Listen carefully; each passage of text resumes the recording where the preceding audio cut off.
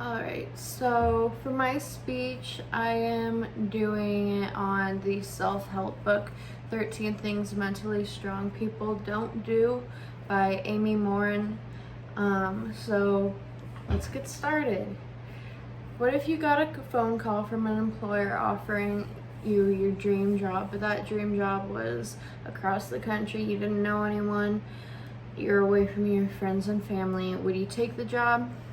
Or what if you found out you needed to completely change around your lifestyle that you've been used to for years? Would you be able to do it to save your health? If your answer is no to these questions because you dislike change in uncomfortable situations, you may be missing out on a way to have a full and rich life and meet your full potential. Staying in your comfort zone only holds you back, and it is good to take on new opportunities that may end up making you very uncomfortable. The purpose of my speech is to talk about the self-help book, 13 Things Mentally Strong People Don't Do by Amy Morin. Amy Morin wrote this book after she experienced a lot of losses and mental health struggles in her own life. She wanted to share the things that she came across that helped her mental health and her clients' mental health to live a better, healthier life. Wanting to stick to what you know and what's in your comfort zone is usually what makes us feel the most comfortable and safe, but it's not always the best option for living a fulfilling life.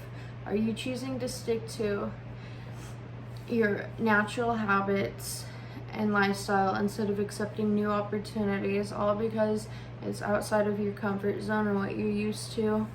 Instead of living inside your comfort zone, it's very important to accept new challenges into your life and opportunities because you deserve to improve yourself. So let's talk about change. Don't shy away from change. Mentally strong people do not try to avoid change and instead welcome it and they embrace it. Many people shy away from change because they think that doing something different is too risky or too uncomfortable.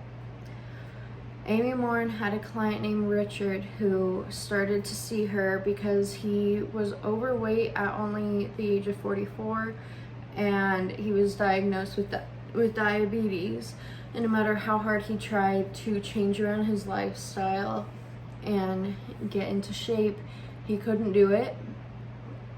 Richard told Amy that he felt frustrated and discouraged because he kept falling back into his old habits, and he wanted to become healthier for his health. But he didn't have much motivation to change his unhealthy habits that he is used to. So Amy ended up helping Richard figure out a plan to work on making changes over time instead of all at once. She started off with having him replace his afternoon cookies with afternoon carrots.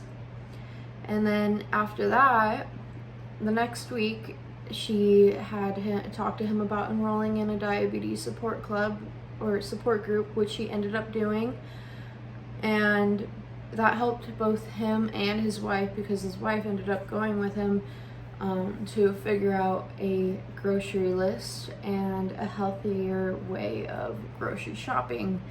And then they discussed a realistic exercise schedule, him and Amy. After he started taking action step by step, he noticed the months following he started to finally lose weight. As soon as he started making progress, he found it easier to make more changes. Eventually, he was able to feel more inspired to lose weight and manage his blood sugar. And that was from the book. Richard was at first scared and unmotivated about making changes to his lifestyle, all because those unhealthy habits are what gave him comfort and it's what he was used to. It may be hard to change everything at once, but after changing one thing at a time, instead of everything at once, he was finally able to reach his goals of losing weight and managing his blood sugar, leading to a healthier lifestyle. So I found this visual aid. It says 10 reasons to embrace change. First, it says to outperform competition.